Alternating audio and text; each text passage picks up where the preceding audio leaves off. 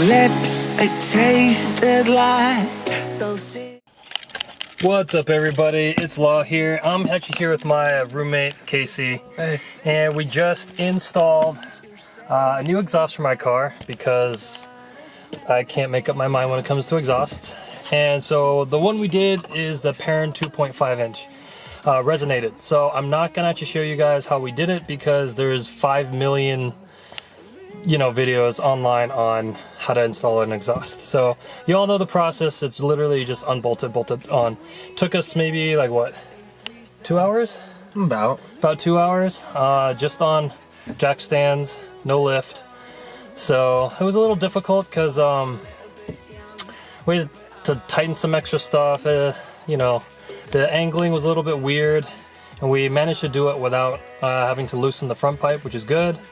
No exhaust leaks that we've checked so far, but we're gonna take it for a test drive now, see what it sounds like. Just so you guys know, I'm running the JDL unequal length catless headers, so that paired with the Perrin 2.5. I just wanted something a little bit more louder, like a tad louder than stock, and I knew the headers would make it a little bit louder, but not obnoxious.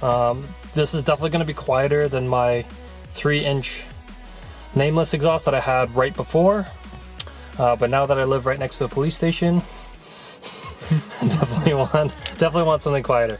So we're gonna take it for a test drive, and I'll show you guys what it sounds like.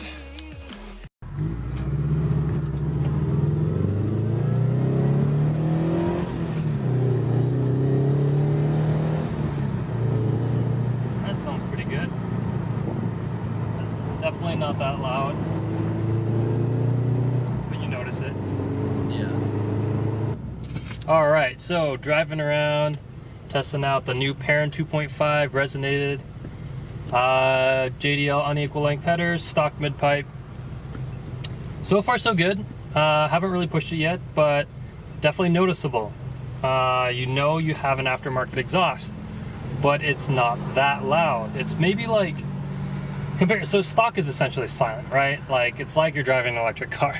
Like, it's basically what that is. With the headers on stock, you basically get some rumble when you open it up, but still, like, you don't really, like, if you have like music going or whatever.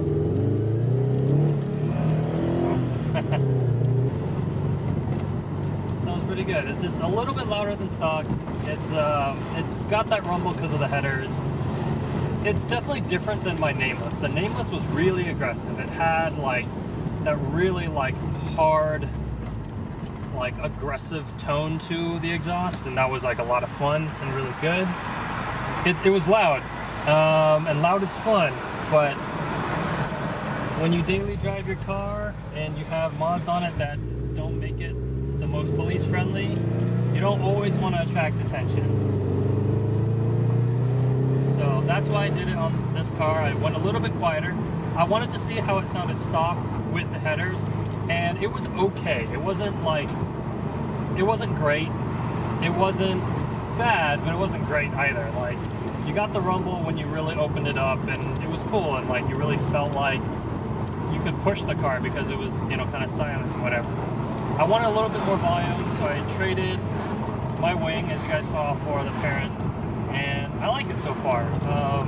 Not as deep as the nameless. The nameless was definitely deeper and had a more aggressive growl to it, but this is not bad, and I do like the tone. So far it seems like there's no drone, which is very important.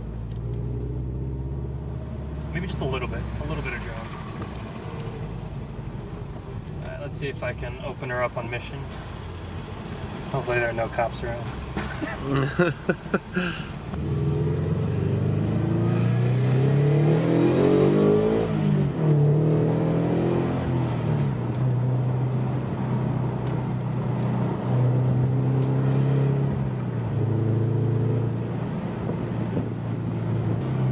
Car doesn't sound stock anymore, which is what I like. Now, my only complaint with this, okay, I've got a few minor complaints about this exhaust system. First of all, if you buy this used, you will not be able to use any of your stock bolts. So that sucks. Like, that makes it kind of difficult. Like, to be honest, like, I don't know why they did it, but there really isn't any reason why they couldn't have just made the holes the same size. Like, we should have been able to use stock bolts. It should have been fine. But whatever. If you buy it new, they come supplied, so no big deal. Second thing. Yeah, that sounds good. Second thing, the exhaust tips are a bit misaligned. As you saw in the first clip that I showed, it looks like the left side is poking out more than the right, and it is, like, significantly.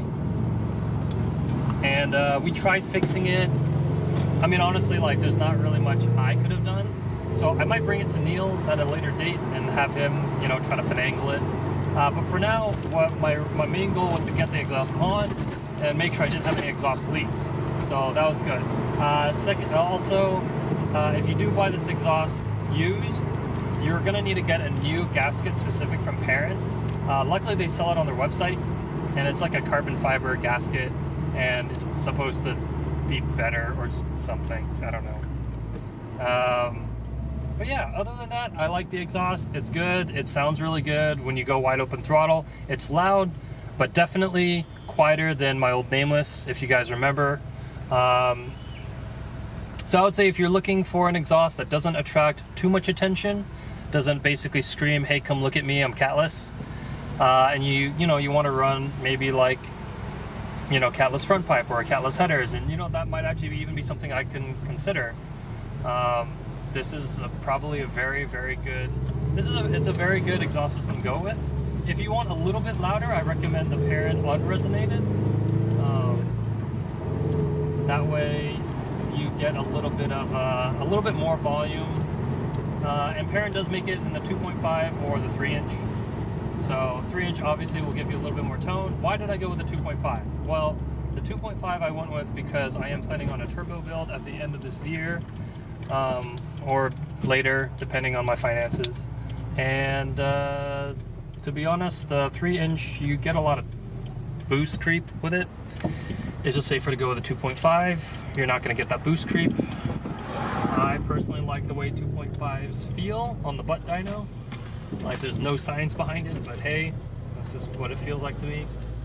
And yeah, we're back. That's basically it. Hope you guys liked the video.